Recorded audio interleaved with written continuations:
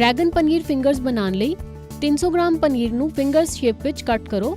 ਇਸ ਉੱਪਰ ਪਾਓ 1 ਟੇਬਲਸਪੂਨ ਡਰਾਈਡ ਗਾਰਲਿਕ ਤੇ spice mix, basil leaves, black paper,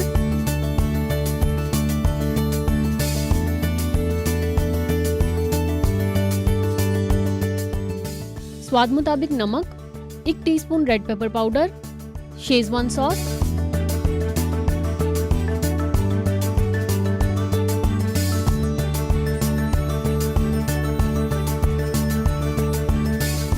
मैदा ते कॉर्नफ्लोर। हुण पनीर नूं चंगी तरह नाल इस सब दी कोटिंग करो। पनीर फिंगर्स नूं गोल्डन ब्राउन होण तक गरम तेल विच फ्राई करो।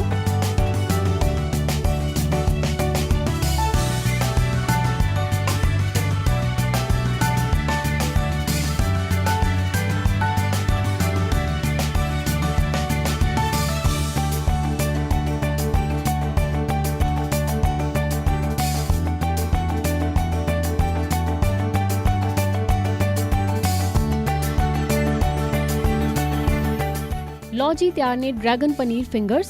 ਇਹਨਾਂ ਨੂੰ ਕਰਡ ਡਿਪ ਨਾਲ ਸਰਵ ਕਰੋ।